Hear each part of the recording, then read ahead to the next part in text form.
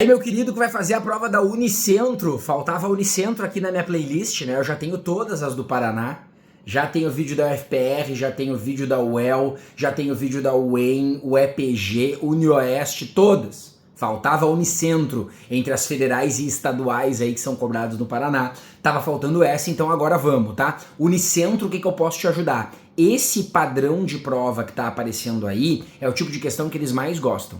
Com 1, 2, 3 e 4 romanos, para você marcar quais estão corretas. Só a 1, só a 2, a 1 e a 2, a 1, a 2 e a 3 e assim por diante. Então é muito importante que você entenda, você que vai fazer a Unicentro, que você tem que jogar com a eliminação de alternativas. Não dá para fazer toda a questão e depois ver se tem opção para marcar. Por quê? Porque às vezes vão ter algumas alternativas que são confusas. Que a gente fica meio assim, será que é ou não? Mas quando vê, tu nem precisa dela. Quando tu vê, tu já eliminou ela ali, ó, porque tu tá focado nas alternativas e já conseguiu cortar. Então, sempre que tu for fazer, eu preciso que você esteja atento a isso. Trabalhar com eliminação de alternativas. Olha o que diz a primeira. Sobre os recursos linguísticos semânticos utilizados no texto, considere as afirmativas. Tá, vai cobrar a gramática junto com sentido, com semântica. Em um ambiente multilingüe cuja única constante era o português, o pronome cuja pode ser substituído pelo termo onde, nunca. O pronome relativo cuja, ele tem características específicas em que ele não pode ser substituído por nenhum outro pronome relativo. A gente explica isso quando a gente está dando aula de pronome relativo. Você já deve ter tido essa aula, que eu falo, como verificar quando o que é pronome relativo? Troca por o qual, a qual. Sempre que der para trocar é pronome relativo. O próprio onde, quando é pronome relativo, a casa onde eu estava era vermelha. Eu troco por na qual. A casa na qual eu estava era vermelha. Sempre que eu conseguir fazer isso é pronome relativo. Mas o cuja não. O cuja é um termo que não dá para trocar, porque junto com ser um pronome relativo, que é a classificação dele, ele tem junto uma característica de posse. Olha como acontece, ó. Num ambiente multilingüe, cuja única constante era o português. Ou seja, a única constante desse ambiente, é uma relação de posse, era o português. Eu não posso trocar por o qual, na qual. Num ambiente no qual única constante... Não tem como. E, obviamente, não vou poder trocar pelo onde. Então, sempre que ele tentar trocar o cuja por qualquer coisa, tá errado. Isso a gente explica na aula, ó. O cujo tem características à parte. Quando você usar o cujo, não pode usar outra coisa e vice-versa. Só sabendo isso, olha quantas tu eliminava. Olha para as alternativas. Letra A caiu fora, letra B caiu fora e letra D caiu fora. Só tendo uma aula em que o professor explica que o cujo é separado e é à parte. Que loucura, né? Só sabendo isso. E aí fica muito mais fácil, porque ó, as opções agora são ou a 2, a 3 e a 4, ou só a 3 e a 4. Então a 2 vai definir, ó. E depois eu vou só confirmar se a 3 e a 4 estão certas mesmas, que vão estar, né? 2. No fragmento a fim de garantir a manutenção de um modelo europeu, a expressão a fim de indica a finalidade. Claro, sempre é isso. Aí tem cara que fica preocupado. Eu vou voltar no texto para ver se realmente é a finalidade das atitudes vivenciadas no Brasil. Pode até voltar. Vai que um dia eles façam uma pegadinha com isso. Mas olha o que diz no enunciado sobre os recursos linguísticos semânticos utilizados no texto. Eu quero saber se tu sabe o uso do a fim de. E não ficar voltando no texto para ver o sentido dele. É finalidade, verdadeiro. No trecho onde havia africanos lusitanizados e portugueses, a palavra onde pode ser trocada pela expressão em que. Sim, porque daí ela é pronome relativo. O onde dá para trocar por em que, dá para trocar por no qual, né? O onde tem a particularidade de só ser usado em lugares, mas também dá para usar o em que e o no qual no lugar dele. Numa boa, sem problema nenhum. Então essa aí é verdadeira. É o cujo que não dá para trocar. No trecho ciclos econômicos como o do açúcar e o do café, o termo como foi empregado para exemplificar. Perfeito? O como é tão usado para exemplificar que é por isso que a gente estuda que a expressão como, por exemplo, é redundante. Muito aluno escreve ela na redação, ó, já estou te dando uma dica. Né? Ciclos econômicos como, por exemplo, o do açúcar e do café. Não existe como, por exemplo, é redundante. Só o como já dá a ideia de ser uma exemplificação. Então é isso que ele está cobrando aqui, é verdadeira. A resposta é a letra E. Era só você conseguir sacar o sentido que estava morta a cobra. Ó, a 3 e a 4 são certas, verificava a 2 também, só por saber, basicamente só por saber que a 1 tá errada e que o a fim de é finalidade, que cá entre nós, a gente sabe isso, usa direto o a fim de como finalidade, só com essas duas coisas já matava a questão. Então eu tô destacando e enfatizando para você, porque eu não tenho mais tempo aqui, né, de trabalhar várias questões da Unicentro, mas trabalhe com a eliminação de alternativas sempre que você puder. Ah, olhou para um, ficou em dúvida, vai para as outras. Vai para as outras. Ó, vamos supor que nessa questão aqui tu tivesse ficado em dúvida na 1, tá? Antes da gente ir para a próxima, eu vou te dar essa dica, hein? Ficou em dúvida na 1, não sabe, pula 1, vai para 2. Ah, eu tenho certeza que a 2 está correta. Já ficaria apenas as opções A, D ou E.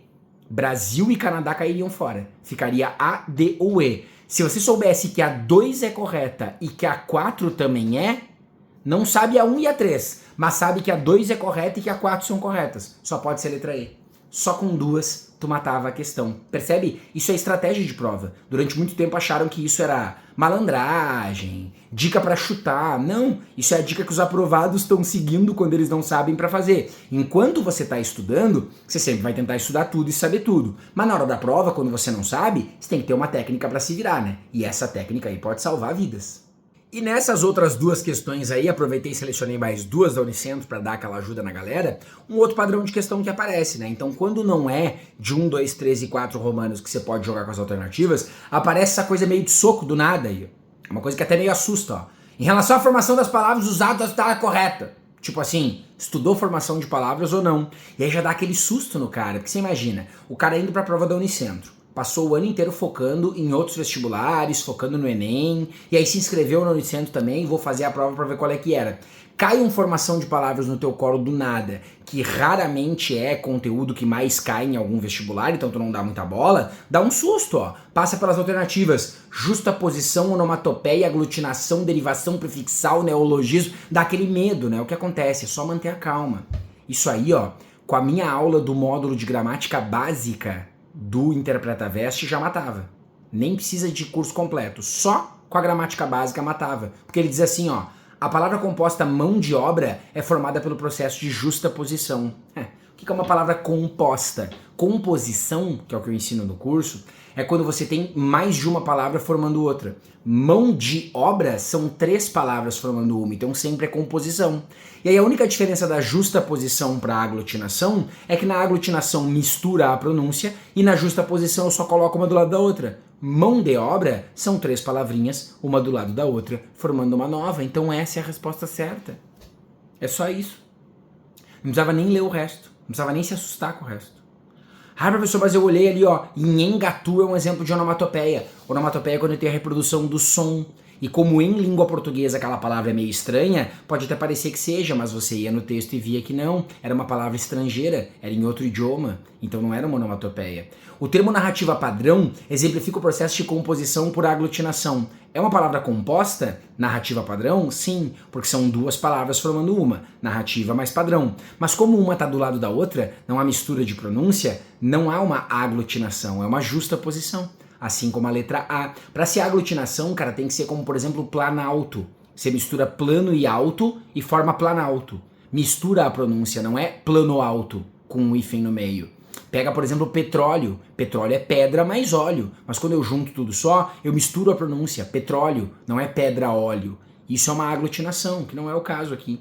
D. O termo embranquecer é formado pelo processo de derivação prefixal, não porque também tem sufixo. E aí muito aluno fica, né? Será que é derivação prefixal e sufixal ou será que é parasintética? Nesse caso é parasintética. Eu poderia usar um macete para explicar, porque se você retirar o prefixo fora, não existe só branquecer. Mas perceba, a prova não está pedindo a diferença entre derivação prefixal e sufixal para parasintética. Ela só quer que tu diga, embranquecer é formado por apenas prefixo? Não, tem sufixo também, vem de branco.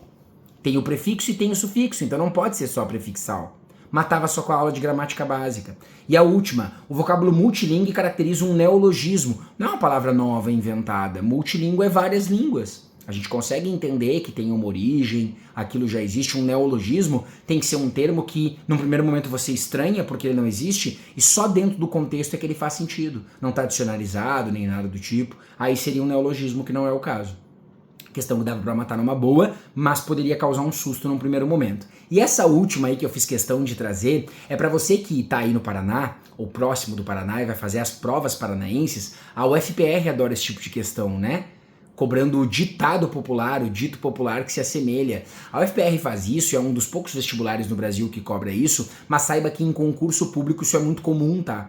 cobrar o dito popular, o ditado popular que se assemelha ao sentido de um texto. É uma forma que eles têm de cobrar conhecimentos gerais, assim. Ninguém vai ficar sentado estudando todos os ditos populares do mundo. Não, é uma questão meio de interpretação. Mas eu coloquei aqui para você ver que é um padrão. Então olha como às vezes estudar para uma prova ajuda também para outra, né? Então você está estudando para a Unicentro, eu quero uma aula da Unicentro, um aulão da Unicentro, Lauro faz. Não vai ter, mas de repente tem de outra prova que te ajude. Você está estudando para uma prova, o padrão de uma cai na outra, principalmente quando as provas se assemelham, né? Então a Unicentro tem questões que não são o padrão do UFPR. A de cima, por exemplo, não é, mas essa aqui é, ó.